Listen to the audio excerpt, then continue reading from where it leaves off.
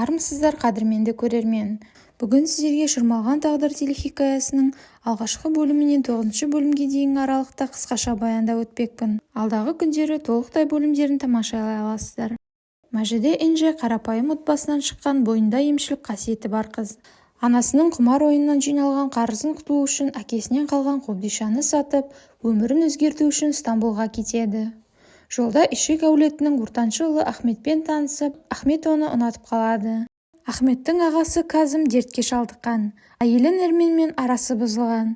Мәжиде қасиетін ашу үшін шипа орталығының ұстазы Сарадан дәріс алуды мақсат етеді. Сара оған Ишик әулеті туралы, Ахмет анасына жақын екенін, одан бөлек Жахангир деген інісі барын, Казим деген үлкен ағасы барын, олардың ата-анасы ажырасқанын жеткізеді. Казим компаниясын інілерінің біреуіне тапсырып, өзі саясатқа кетуді ойлайды. Жахангир мен Ахмет сол жолда күрес бастайды. Жахангир ойын-сауық кешенін ашуды ойлайды. Олардың анасы ауырып қалады. Мәжиде Ахметпен ауруханаға келгенде, ауырып тұрған Казимді көріп, оның өмірін құтқарады. Солай Мәжиде мен Казим танысады. Ахмет Мәжидені үй ішіне танысуға шақырады. Казим оған аралды көрсетемін деп алып кетіп, Ахметтен алыс жүруін ескертіп, кемеге мінгізіп жібереді. Ол осылайша Ахметтің жұмысынан алаңдамауын қолға алғысы келеді. Нерменге Толга деген журналист келіп, 10 жыл бұрын Семен Тезердің өліміне байланысты істі зерттеп жүргенін айтып, ол Казим екеуіне жақын болғанын жеткізеді. Нермен сасқалақтап танымайтынын айтып кетіп қалады. Шындығында бұл әйел Казимдардың жанында өлген екен. Сол оқиғада Нермен сәбиінен айырылады. Нене журналист келген Казимға айтады. Ол Казимға ренжіп, сенің кесіріңнен бала сүйе алмайтын болдым дейді. Мәжиде анасымен сөйлесіп, оны полициялар алып кеткенін, оны Ишик компаниясының адвокаттары құтқарғанын жеткізеді. Мәжиде оны естіп, Казимға келіп, неге бұлай істейсің? Мен сендерден көмек сұрадым ба? Анама байланысты істі қайдан білдің? Адвокат жіберіпсің деп ұрсып, одан аулақ жүруін талап етіп кетіп қалады. Зафер Казимнің қарындасы Ясеменнен баласы Жан үйге қонбай жүру себебін сұрағанда, ол болса анасымен ажырастыңдар, екеуің екі бөлек отбасы болдыңдар, байғұс Жан не істерін білмей қалды деп ұрсады. Казим Мәжидені ойлаумен болады. Ахмет болса Мәжидеге ғашық бола бастайды. Нермен үй ішін ақтарып, дәрісін іздеп таба алмай бір кісіге қоңырау шалып, дәрі беруін, Казимға айтпауын өтінеді. Кенет оған Казимнің анасы Шермен звондап, әлгі Мәжиденің ұстазы емші Сараға баруды айтып, мекен-жайын береді. Ахмет өгей әкесі Тунчқа Казимға қарсы жоспарын айтып, көмек сұрайды. Мәжиде қобдишаны сатқысы келіп жүреді. Әлгі сатушы қобдишаны Ишиктар өткізетін аукционға бергенін жеткізеді. Казим Ахметке Мәжиденің анасына адвокат жіберген үшін ұрсып, толық жазылмайынша ғашық бола алмайсың деп ол қыздан аулақ жүруін бұйырады. Кенет оларға Жахангир келгенде, Казим оған кешке аукцион өткізетінін, ол министрлікке үміткер екенін айтатынын, дәрінің сүйіншісін сұрайтынын жеткізеді.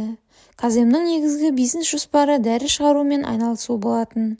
Жахангир Мертке звондап, ағам аукционда сенің дәрің туралы айтады. Сол кезде сенің компанияға келуіңе мен көндіргенімді айтасың дейді.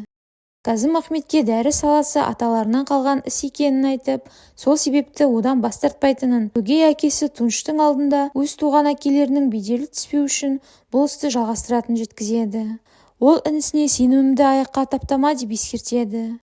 Толга журналист Нерменнің ізіне түседі. Кенет Нермен көлікте есін жоғалтып ауырып қалады. Оны бейтаныс жігіттер тонап кетеді. Мертке енді Ахмет звондап ұсыныс айту үшін кешке аукционға ертерек келуін өтінеді. Сара сыртта Мәжидені көріп, үйінде кілт қалып қалғанын айтып, оны үйге жұмсайды. Мәжиде есікті ашып, телефон звондап жатырғанын естіп, оны көтергенде, оған Нерменнің көлігін тапқан бейтаныс адам оның жағдайы ауыр екенін айтып, оны алып кетуін өтінеді. Мәжиде Нерменге көмекке келеді. Ол оған көмек көрсетіп, үйіне жеткізеді. Үй іші сыртқа жиналады. Казим оған, екеуің қалай кездестіңдер деп сұрағанда, Нермен болса, Мәжиде оны құтқарды деп рахметін айтады. Толга журналист үйде түсірген суреттерін шығарып жатқанда, оған полицейлер есік қағып, Казимнан арыз түскенін айтып жатқанда, ол қашып кетеді. Мәжиде сәнденіп аукционға жиналады. Ол жиынға Фирақ пен Жахангир де келеді. Ясемен жігітіне звондағанда, ол аукционда жүргенін, олардан кек алатынын айтады. Казим Мертті сахнаға шақырып, екеуі біріккенін айтып, бір айда жаңа дәріні нарыққа шығаратынын айтып, компанияны басқаруға Мертті қалдыратын жеткізеді. Жан қоймаға кіріп, дәрілер мен құнды бұйымдар тұрған жерді өртеп жібереді. Мерт болса, көлікте отырып, бауырларын орнына қойдым, ендігі кезек Казимда дейді. Кенет оларға өрт шыққаны туралы хабарлама келеді. Мәжиде әлгі қобдишасын іздемек болғанда өртке тұншыға бастайды. Оны Казим құтқарып алып шығады. Мәжиде есін жиып үйіне кетеді. Кенет оған Казим Мәжиденің қобдишасын алып келеді. Ахмет жасырын камерадан Мәжидені қарағанда, ол біреудің келгенін көріп қызғанып қалады. Казим кетпек болғанда жерден алқа тауып алады. Мәжиде оның соңынан шығып, ішімнен бір дауыс сіздің артыңыздан бар деді деп ішкі күйімен бөліседі. Екеуі сырласып, Казим оған Ахметке сенбеуін ескертеді. Мәжиде болса бір тылсым күш мазалайтынын айтып кетіп қалады. Ахмет қонақ үйге келіп, кім келгенін білуді талап етеді. Ресепшн жігітке Мәжиде туралы бар ақпаратты жеткізуді бұйырады. Келесі күні Нермен Мәжидеге звондап алғысын білдіреді. Мәжиде киім жууға заттарын салып жатқанда, ол әлгі Толга деген журналистпен танысады. Дәрігері Казимға жүрек үнін тыңдауы керегін айтып тапсырма береді. Сара болса Мәжидеге ақылыңның үнін тыңда деп кеңес береді. Таңғы аста анасы Ахметтен Мәжидені сұрап, бар зейініңді жұмысқа аударасың, Мәжидені мен саған алып беремін деп, оны сөйлесуге алып келуін тапсырады. Анасы оған, Казимнің бір құпиясы бар, оны анықтауға көмектесуің керек, соны анықтасаң компания саған қалады дейді. Оны Тунч естіп тұрады. Анасы Ясеминге Жанмен араласуын тоқтатуын бұйырады. Зафер ұлымен ұрсып, Жан кетіп қалады. Сера болса, мына ұлыңды кетір, әйтпесе мен бұл үйден кетемін деп ұрыс шығарады. Бір кезде Жанды полицейлер тұтқындап алады. Нермен Казимнің кешегі тауып алған алқасын көріп, Жихангирге көрсетіп, біреуі болса енді кешірмеймін деп отырады.